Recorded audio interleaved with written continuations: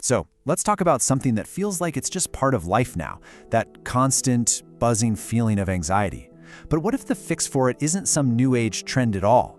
What if the real key to calm has been sitting there, waiting for us for over 2,000 years? I mean, you probably think that feeling, right? That constant pressure, the racing mind, that it's a product of our time, a unique burden for our generation with our phones and our 24/7 news cycles. Well, think again, because it's not.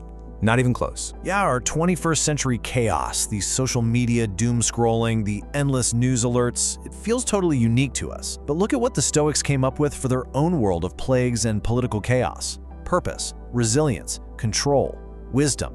These aren't new ideas. They're timeless tools for timeless problems. The thing is, some of the most resilient, high-performing people in the world have been quietly using this system for years. It's like a mental operating system for navigating stress, not by fighting it, but by mastering their own mind. And this answer, it's not in a new app. It's way older and, frankly, a lot more powerful. All right, let's dive in.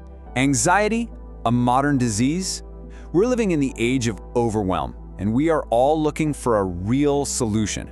And let's be real for a second. These symptoms, they've just become the new normal, haven't they? The constant comparison game we play on social media, that feeling of literally drowning in news and information, a racing heart for no good reason, and that little voice in your head that just will not shut up. It feels like for all our modern progress, our mental well-being is kind of taking a nosedive. We need something that actually works. So where do we find an answer? Well, let's turn the clock back, way back. Let's see how ancient Roman thinkers stared down a world that was just as chaotic, maybe even more so than ours. And look, these were not academics sitting in some ivory tower. Seneca was a top advisor navigating deadly political games. Epictetus was literally born a slave. He knew what real hardship felt like. And Marcus Aurelius? He was the most powerful man in the world, the Roman emperor, writing his private journal, what we now call Meditations, while fighting wars and dealing with a plague that was devastating his empire. They needed a philosophy that was battle-tested. And this is maybe the biggest misunderstanding out there. Stoicism isn't about becoming a robot or bearing your feelings. No, it's actually the opposite. It's about gaining the wisdom to understand your emotions so you can respond to life thoughtfully instead of just react. So how does a philosophy from 2,000 years ago help you with your overflowing inbox today? Well, it comes down to a practical toolkit for your mind. So let's open it up. Okay, this right here, this is the foundation of the whole thing. The cornerstone of Stoic practice. Think of it like a simple but totally life-changing mental filter. For any problem you face, you just ask one question. Is this in my control or not? And this is where the rubber hits the road. You can't control what your boss thinks of you, but you can control the quality of your work. You can't control the stock market, but you can control your own spending habits. And most importantly, you cannot control the events that happen to you, but you always have control over how you respond. That's where your real power is. Now, I know this next one sounds a little, well, grim, but stick with me here, because it's a total game changer for gratitude and resilience. You just briefly imagine life without the things you cherish, your job, your health, the people you love. You don't do it to become miserable. You do it to develop a deep, powerful appreciation for what you have right now.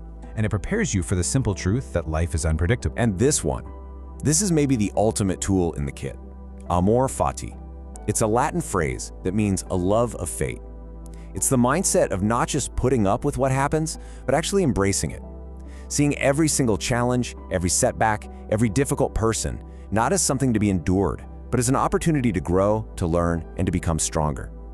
It's about turning the bad stuff into fuel. So that's the theory. But how do we actually do this stuff? How do we build it into our lives? You don't need a toga or a marble statue to get started, I promise. You can start today. Here's just how simple this can be. In the morning, you take a minute to plan your day and remind yourself what's in your control and what isn't.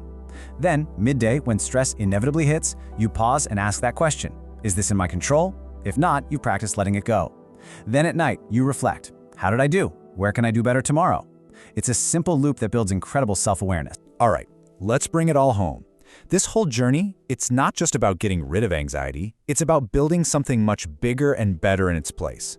A life of real, deep resilience and purpose. So here's the key takeaway. Stoicism doesn't give you an escape hatch from the difficulties of life. It gives you a training ground.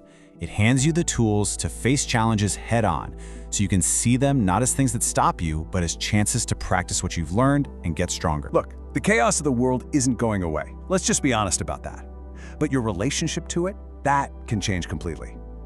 When you embrace this ancient wisdom, you can build this inner fortress of calm. You can reclaim your peace no matter what's happening outside. So I'm going to leave you with this question to chew on. Of the tools we just talked about, the dichotomy of control, negative visualization, or amor fati, which one of those three feels the most useful, the most practical, for whatever it is you're facing in your life right now? Give it some thought. The answer just might be your first step toward a whole new way of living.